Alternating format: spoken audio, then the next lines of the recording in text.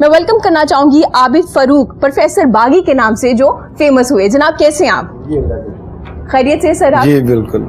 Corona سے start لیتے ہیں. جو صورتحال دیکھنے میں آئی ہمارے بہت سے جو آرٹسٹ ہیں, کیونکہ آرٹسٹ جو ہے وہ کبھی بھی بھیک نہیں مانگے گا, وہ کبھی بھی لائن میں لگ کے جو ہے راشن نہیں کلیکٹ کرے گا, کبھی بھی فون کر کے کسی سے ہیلپ نہیں مانگے گا.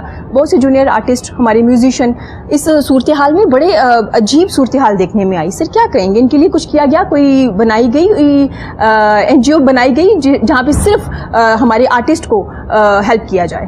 یعنی ان کے ایک تو اپنے جو انہوں نے محنت کی, جو کہ حق حلال کے علاوہ کچھ بھی نہیں ہے, وہ نہیں دیا جا رہا. اچھا یہ تو ہے ایک طرف صورتحال. دوسری طرف وہ جن لوگوں کی طرف اشارہ کر رہے ہیں کہ جو بیچارے میوزیشنز ہیں جن کا آپ نے نام لیا, سازندے, ان کا تو بہت برا حال ہے یار. میں خود ذاتی طور پر کچھ لوگوں کے پاس گیا ہوں, وہ لوک رس تھیٹر والوں کی طرف سے, تو جا کے کچھ مدد کرنے کی کوشش کی, لیکن وہاں پر آپ کیا کریں گے کہ پمبا کجا کجا نہ ہم کہ تن ہما داغ داغ شد, کہ سارا جسم پہ ہی زخم ہے تو کہاں کہاں رکھیں گے. اچھا ان سب چیزوں کو اگر آپ اکٹھا کریں نا, تو اس کے پیچھے دراصل آپ کی معاشرتی بے حسی ہے. آپ آرٹ کے لیے, آپ کلچر کے لیے, آپ شاعر کے لیے, دانشور کے لیے, اسکرپٹ رائٹر کے لیے, آپ کے لیے کوئی, آپ کے دل میں اس کی کوئی عزت نہیں. اگر آپ کے دل میں اس کی, امریکہ میں یہ ہو جائے اگر یہی کام کہ آرٹسٹوں کے پیسے مار لیے جائیں, وہاں پر جو سازندے ہیں وہ تو ہیلی کاپٹر میں اپنے دفتر آتے اور جاتے. ان کی وہاں میڈونا سوچ نہیں سکتی کہ وہ کچھ چربا گانا بنا دے. مائیکل جیکسن اب بیچارہ آن جہانی ہے, تو کیوں؟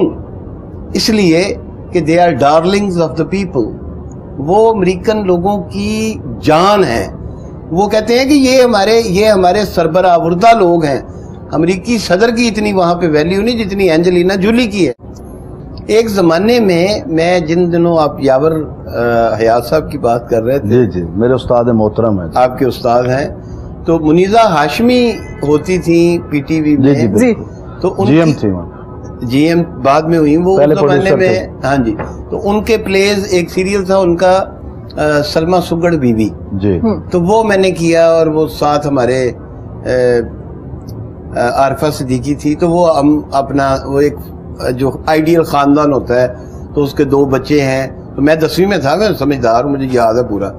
تو وہ کیا. پھر ہم نے ایک امجد صاحب جس زمانے میں یہ جو چیف منسٹر ہاؤس ہے, اب فری میسن ہال ہوتا تھا کسی دور میں, یہ جو وابڈا ہاؤس کے سامنے جو 90 جسے کہتے ہیں, جو پنجاب کے بادشاہ کی سیٹ ہے, یہ دراصل فری میسن ہال تھا. یہاں پہ ڈرامے ہوتے تھے, اور علامہ اقبال کا جشن 7 سالہ ہوا تھا اس زمانے میں. میں 8ویں 9ویں میں پڑھتا تھا. تو مکھی اور مکڑا, بڑے پرانے ہو ماشاءاللہ. تو مکھی اور مکڑا کی جو ڈرامائی تشکیل تھی وہ امجد صاحب نے کی تھی. امجد صاحب پروڈیوس کرتے تھے, تو ہم نے وہ بھی کیا. اس حوالے سے میں کہہ سکتا ہوں کہ سٹیج اور ٹی وی میں نے کچھ تھوڑا بہت ایسے ٹچ کیا. لیکن بعد میں نے ماسٹرز کر کے میں گورنمنٹ سروس میں آ گیا, اور پھر 93 سے میں نے ایجوکیشن جوائن کر لی. تو میں آئی ٹاٹ ابراڈ موسٹلی. میں نے دبئی میں پڑھایا ہے, ابو ظبی میں پڑھایا ہے, مسقط میں پڑھایا ہے. اس کے بعد اس وقت لاہور کی جتنی میجر یونیورسٹیز ہیں اس میں ایز اے وزٹنگ فیکلٹی جاتا ہوں. ساتھ یہ ٹی وی آ گیا, تو میں چونکہ وہ ریسرچ. سر آپ کون سا سبجیکٹ پڑھا رہے ہیں وہاں پہ؟ جی میں یہاں پڑھاتا ہوں Pakistan studies and Islamic studies.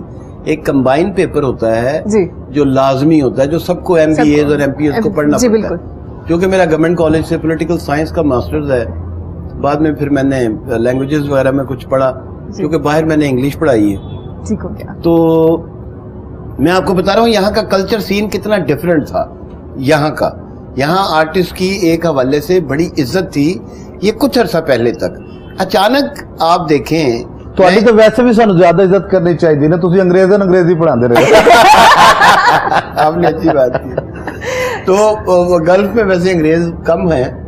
Golf میں پڑھاتے رہے. میں گلف میں پڑھاتا رہا ہوں بھائی. اچھا.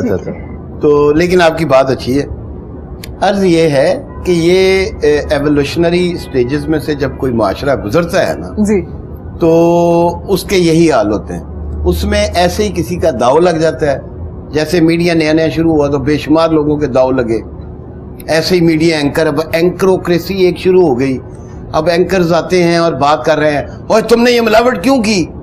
نہ پوچھے تم سیشن جج ہو یا تم ایس ایچ او کسی تھانے کے. اینکر کا یہ کام کیا ہے کہ اس طرح بات کرے اور اس طرح دوسرے کو تھریٹ کرے؟ آپ بی بی سی دیکھیں، سی این این دیکھیں، دوسرے انٹرنیشنل چینلز دیکھیں اور وہاں بات کرنے کا سلیقہ تو دیکھیں. تو سر ابھی میں آپ کو ہم جاہلین کے ٹولے میں رہتے ہیں، یہاں پہ ہر بندہ اپنی نااہلی کو چھپانے کے لیے اگلے بندے پہ دباؤ ڈالتا ہے. کیا اچھی بات کی، ٹھیک ہے، اپنی نااہلی چھپانے کے لیے اگلے بندے کو پریس کرتا رہتا ہے. آپ نے ایک چینلز کا ذکر کیا، یہ اینکر کا ذکر کیا کہ ایک سٹارٹ ہوا، سب نے ماس کام کیا اور سب لوگ اس فیلڈ میں آگے جنہوں نے میڈیا اسٹڈی. سر فلمی انڈسٹری میں بھی تو یہ ہوا نا، سکون سے خوبصورت سی رومانٹک فلم چلتی چلتی ایک دم سے کہاں پہ ہم لوگ پھر آ گئے پنجابی میں، کہاں پہ ہم آگے لاشوں پہ. ہم نے بھی تو وہاں پہ بھی کلچر چینج کیا نا. انڈسٹری والے تو خود کہتے ہیں انڈسٹری ایک انڈسٹری نہیں ہے، یہ ایک چھوٹا سا محلہ ہے جہاں پہ جس کے ساتھ دوستی ہوتی ہے وہ آ جاتا ہے اور وہ کام کر لیتا ہے. تو میں چونکہ آپ کو بتایا کہ پی ٹی وی سٹیج تھوڑا سا میں نے دیکھا. اب جتنے ہمارے سٹیج کے اس وقت معروف اداکار ہیں، کامیڈینز ہیں، وہ بھی بڑے اچھے دوست ہیں، کچھ اور لوگ بھی. تو مجھے ان سائڈ سٹوریز کا زیادہ اندازہ ہے. تو یہ کس طرح تباہ ہوا. ابھی پچھلے دنوں ایک بہت بڑے آدمی فوت ہو گئے، پا ظفر، جو اقبال صاحب بالے کے نام سے جو مشہور تھے، ڈھولک نواز تھے. ایسی ڈھولک بجانے والا شاید پیدا نہ ہو اتنے بڑے آدمی. یعنی 93 ایئرز کو 93 سال کی عمر میں ان کا انتقال ہوا ہے. اور اتفاق سے میں ان سے ملنے گیا کو 2-3 مہینے پہلے. تو اس عمر میں بھی ان کا جو باج تھا اور جو باجا وہ بجا رہے تھے تو وہ آج بھی کسی کو، نوجوانوں کو میسر نہیں. یہ دراصل مرے بت خانہ میں تو کعبہ میں گاڑو براہمن کو، وفاداری بشرطِ استواری اصل ایمان ہے، غالب کا شعر. تو ان کی کمٹمنٹ اپنے کام کے ساتھ کہ بھوکے مر گئے لیکن اپنے کام پہ کمپرومائز نہیں کیا کہ غلط نہیں بجائیں گے. یہ نہیں کہ ماسٹر عنایت جیسے لوگ، ماسٹر عبداللہ جیسے لوگ، ماسٹر عبداللہ کے ساتھ دوستی کا مجھے شرف رہا. سر جس کو کام آتا ہے نا وہ کبھی غلط کام نہیں کرے، وہ اس طرح بیٹھتا ہے. جس کو نہیں آتا وہ ہمیشہ غلط کرے جناب، وہ اس طرح بیٹھتا ہے. سیدھی سی بات. اس لیے کہ آپ کو کام آتا ہے. یعنی اپنا آدمی جو ہے وہ بقدر ایاز بقدر خود شناس، آپ اپنے آپ کو جانتے ہیں. میں آپ کو چھوٹی سی ایک بات بتانا چاہ رہا ہوں. پلیز. رندیر کپور پاکستان آئے ہوئے تھے، راج کپور کا بیٹا. اب وہ خاندان کیا ہے، آر کے اسٹوڈیو میں وہ اس کام کے مطلب بادشاہ ہیں جی، وہ بادشاہ. رندیر کپور آیا لاہور تو باری اسٹوڈیو میں سیٹ لگا ہوا تھا فلم بدلتے موسم کا. اچھا. اور بابا نظر الاسلام جو ہے نا وہ شوٹ کر رہا ہے. تو رندیر کپور آیا تو ہر بندہ اس طرح حیران کہ یار ہے کدھر آ گئے. تو وہ چلتا نا، وہ آگے فوارے پہ نا کیمرہ لگا ہوا تھا، وہ کیمرے کو دیکھنے لگا. 7 جو فلور تھے باری کے وہ بزی ہوتے تھے. ہالی ووڈ میں یا انڈیا میں ایسا نہیں ہوتا کہ 7 فلور بزی ہو ایک ہی وقت میں اتنا بڑا کام. وہ کیمرے کے پاس آگے کھڑا ہو گیا. تو سارے نے کہا جناب کپور صاحب آپ. اس نے کہا یار یہ کیمرہ کہاں سے لیا؟ تو بابا نظر الاسلام سے کہتا ہے کہ میں امریکہ گیا ہوا تھا تو میں ابھی آیا ہوں ہفتہ پہلے، تو میں خود خرید کے لایا ہوں. اس نے کہا پوری انڈین فلم انڈسٹری میں یہ کیمرہ کوئی یوز نہیں کر رہا. آج آپ دیکھیں کہ آپ کے اسٹوڈیوز میں شادی ہال بنے ہوئے ہیں، ایک بھی جدید ان اسٹوڈیوز میں شادی ہال بنے ہوئے ہیں، سٹور بنے ہوئے ہیں، لوگوں نے سٹور بنے ہوئے ہیں جن کے پیچھے پوری تاریخ ہے. ٹھیک ہے، وہاں سے کیسا باکمال آدمی جو ہے وہ پیدا ہوا اور گزر کے وہ آس پاس پورا شاہ نور جو ہے کیوں ہوا. یہ وہ آج تباہ ہونا تو یہ چاہیے تھا کہ اگر ہم یہ کیمرہ اس وقت استعمال کر رہے تھے تو آج ہم ہالی ووڈ سے آگے ہوتے. ارم نے جو ابھی اشارہ کیا زوال کی طرف، تو اب پاشا صاحب یا یاور حیات یا سلمان صاحب یہ تیار نہیں تھے حاجی سلطان رائی صاحب کو ہیرو لینے کے لیے. انہوں نے کہا یار اس کو کیسے لیں؟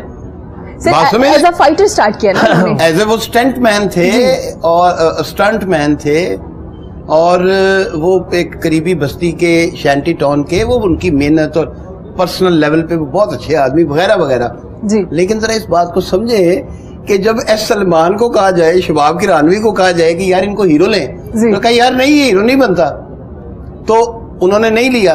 تو مجھے انہوں نے کہہ دیا کہ عابد صاحب تسی حاجی صاحب نے ہیرو لو, وہ پیسے بھی دے رہے ہیں. تو میں نے کہا ٹھیک ہے. تو ہوتا یہ تھا کہ حاجی صاحب ناران میں شوٹنگ کر رہے ہیں رات کو, تو صبح 6 بجے وہ لاہور پہنچے ہیں, اور یہاں کہاں جی کادا سیٹ ہے, تو انہوں کرتا پہنا دیا گیا کہ اے کرنا ہے. اس کے ساتھ وہ دوسرے فلور پہ گئے, کادا کم ہے, تو وہ خاک فلم بنے گی, خاک اس میں ایکٹنگ ہوگی. جب سینئر ڈائریکٹرز نے ان کو اس لاٹ کو لینے سے انکار کیا, تو اس لاٹ نے وہ ساتھ میرے جیسا کوئی کہ حاجی صاحب کوئی بات ہی نہیں ہے, رائٹنگ تو میں کر لوں گا, کہانی لکھ دینے. اس ملک میں ایسا تماشا ہوا. فلم ہوتی ہے نارملی 13 سے 14 ہزار فٹ کی جی, تو پیسے لگوانے کے چکر میں 20 ہزار فٹ کی فلم بنا دی.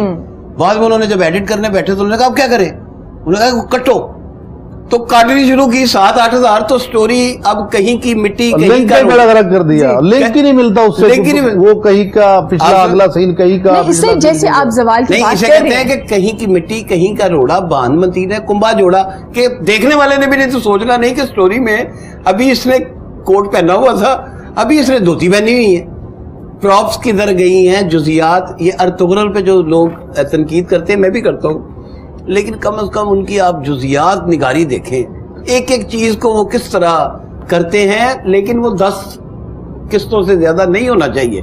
وہ 400 قسطیں بنا دی اس کے پیچھے گورنمنٹ فنڈڈ ہے وہ سارا, اپنے کلچر کو وہ پیش کر رہے ہیں. That is a different issue, آپ بھی کریں اگر آپ کر سکتے ہیں. لیکن میں عرض کر رہا ہوں کہ یہ زوال یوں شروع ہوا, پھر بدماشوں نے فلم انڈسٹری میں قدم لے لیا.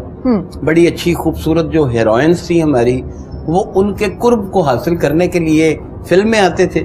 ان کو اس چیز سے کوئی غرض نہیں تھی کہ ڈائریکٹر کون ہے, رائٹر کون ہے, میوزیشین کون ہے. ان کو صرف اس چیز سے غرض ہوتی تھی کہ اے ارم جی میرے کول بیٹھ جائیں. وہ تو بدماش تھے, مطلب بستہ بے کے لوگ تھے. سر ہم نے پروموٹ بھی تو کیا نا ان لوگوں کو جو جیلوں میں تھے, ان کے نام پہ ہم نے فلمز بنائی, پروموٹ کیا. ہمارے جو اچھے لکھنے والے تھے وہ گھر بیٹھ گئے, اچھے میوزیشین گھر بیٹھ گئے, اچھے ڈائریکٹر گھر بیٹھ گئے. زوال اس وقت شروع ہو گیا تھا جب ہمارے اچھے لکھنے والے گھر بیٹھ گئے. ایکٹنگ میں اب کافی زیادہ لوگ آ رہے ہیں, اور ایک ایپ ایسی آ گئی ہے. سر آپ کا رائے لینا بڑی ضروری ہے. اس میں کافی زیادہ لوگ اس میں سے آئے, اور فلم میں بھی آ رہے ہیں, گانے بھی گا رہے ہیں. سر کیا سمجھ رہے ہیں, ایک اچھا پلیٹ فارم ہے جس میں ایکٹنگ بھی, ایکٹرز بھی آگے آ رہے ہیں, سنگرز بھی آگے آ گئے. دیکھیں جی, بات یہ ہے کہ آدمی شاعر یا تو ہوتا ہے یا نہیں ہوتا. بات یہ ہے کہ آدمی شاعر یا تو ہوتا ہے یا نہیں ہوتا, درمیان میں کچھ نہیں ہوتا. ایکٹر کا بھی یہی حال ہے جی. یہ people born with the abilities, وہ کچھ تربیت یافتہ ہی آتے ہیں دنیا میں. جن لوگوں پر ہم آج پی ایچ ڈیز کرتے ہیں, تھیسس لکھتے ہیں, وہ کسی اکیڈمی سے پڑھے نہیں. یہ آپ کا اصل میں آپ کی وارفتگی اور شوق ہے. شوق سے بڑا مرشد کوئی نہیں. آپ ہر بڑے ایکٹر کو دیکھ لیجئے, وہ آپ کو بتائیں گے کہ وہ ہمشاہ نور کے باہر بیٹھتے تھے. یا ہماری انڈسٹری کے, میں امیتابھ بچن کی بات کر لیں, یا آپ اور بڑے یا آل پچینو کی بات کر لیں, یا آپ رابرٹ ڈینیرو کی بات. بہت سی ینگ لوگ ہیں جو کام کرنا چاہتے ہیں. اگر ان کو یہ پتا چل جائے پروفیسر صاحب ایک بڑے اچھے شو میں آتے ہیں, تو وہ آپ سے رابطہ کریں گے اور کہیں گے سر مجھے چانس دلوا دیجئے. کیونکہ ہمارے مائنڈ میں یا کسی حد تک یہ ڈال دیا گیا ہے کہ ایکٹر تو ہم تمام لوگ ہوتے ہیں, ہم تمام, یہ بڑا جملہ سننے میں آتا ہے, ہم تمام لوگ گھر میں ایکٹنگ بھی تو کرتے ہیں, جھوٹ بولتے ہوئے بھی تو ایکٹنگ کرنی. ایکٹنگ کرنا بڑا آسان کام ہے. لیکن سر نے ذکر کیا تھا کہ اللہ تعالیٰ نے سلیکٹ کر دیے گئے ہیں وہ لوگ جو ایکٹنگ کرتے ہیں یا جو گاتے ہیں یا جن کا ووکل بڑا اچھا ہے. یہ تمام لوگ نہیں کر سکتے. لیکن سارا کچھ اپوزٹ ہو گیا. گانے والے بھی وہ آگے جنہیں نہیں گانا آتا تھا, لیکن پھر ایکٹنگ کی بھی اگر ذکر کی جائے تو پھر یعنی تھا جو ناخوب بتدریج وہی خوب ہوا, کہ کچھ سے کچھ ہو گئی دنیا. اب یہ جو ایکٹنگ دیکھیے, جیسے وکیل ہیں ہمارے بچپن میں نا, ایسے پورے علاقے میں کوئی ایک آدھ وکیل ہوتا تھا. پاپولیشن اتنی بڑی, ٹھیک ہے, کہ لوگوں کو سمجھ نہیں آئی کیا کریں. اچانک میں نے کبھی نہیں دیکھا کہ اتنے لا کالج کھل جائیں. یہ بڑا اسپیسیفک کام تھا. اسی طرح میں نے کبھی نہیں دیکھا کہ میس کام میں لوگ اس طرح ایڈمیشن لیں. میں پڑھاتا ہوں یونیورسٹیز میں, آپ کو جاب ڈویژن کی سمجھ نہیں آئی کہ کیا کرنی ہے, جابز پیدا کہاں سے ہونی ہے. تو اس لیے ہر بندہ, ہر وکیل تو ایک بروہی نہیں بنے گا. آپ نے بڑے لوگوں کو پڑھا ہے اور لکھا بھی ہے, سر کچھ سنائیں گے آپ ہم کو؟ اس وقت تو مجھے موجودہ شعری جو تناظر, اس میں نظم کی کچھ چیزیں یاد آ رہی. راشد صاحب کی ایک نظم ہے جی جی پلیز. کہ گدے بہت ہیں جہاں میں, ماضی سے آنے والے جہاز کا انتظار مثلاً. واہ واہ واہ. گدے بہت ہیں جہاں میں, ماضی سے آنے والے جہاز کا انتظار مثلاً, اور ایسے مثلاً پہ سائے ساکن, یہ اجتماعی حقائقیں ایتیں کشاکش. واہ. یہ گیسوؤں کا, یہ ڈاڑیوں کا ہجوم مثلاً, ہاں. یہ الوؤں کی گدوں کی عفت پہ نکتہ چینی, یہ بے سرے راگ ناقدوں کے یہ بے یقینی. تمام مریل گدے ہیں, مریل گدے نہیں کیا. جون سے بڑی دوستی رہی, اور میں میرے پاس آتے تھے اکثر وہاں دبئی میں اور مسقط میں. تو وہ ایک ہنگامہ پرور آدمی تھے, تو وہ مجھ سے اپنا کلام سنا کرتے تھے, یار مجھے میرے شعر سناؤ. میں ان کو ان کے شعر سناتا تھا, اور پھر وہ زار و قطار روتے تھے چیخوں سے. ایسا بے غرض آدمی مشاعرے میں پہنچے ہیں, وہ میرے ساتھ تھے. ہم ایسے آ رہے ہیں تو پاکستانی ایمبیسیڈر کھڑے تھے, وہ ہمارے دوست تھے. میں چونکہ وہاں پڑھاتا تھا تو وہ ایمبیسیڈر صاحب ہمارے لیے تو بہت بڑی چیز تھے. تو میں نے جون ایلیا کو تعارف کروایا. میں کہا بابا, جونی بابا میں انہیں کہتا تھا, میں کہا جونی بابا یہ سفیر پاکستان ہے. کہنے لگے ابے ہٹ یار, تجھے کوئی کام نہیں ملا تو کیا. بڑے لوگوں کے ساتھ کام کیا, آپ کا اپنا ایک بڑا نام ہے. کیسا ان کے ساتھ ایک ریلیشن رہا؟ ہنی البیلا صاحب ہیں, آغا ماجد ہیں, سلیم البیلا ہے. کس طرح کا سیٹ کا انوائرمنٹ ہوتا تھا, کیسا ان کے ساتھ ایک نہیں یہ تو ہمارے دوست ہیں سارے. جی. یہ جو ہے سلیم البیلا اور ہنی تو ہمسایہ بھی ہے, ادھر قریب ہی رہتا میرے, اور آغا ماجد صاحب, یہ سارے بڑے مشاق لوگ ہیں, اپنے اپنے شعبے کے آخری آدمی ہیں. جی.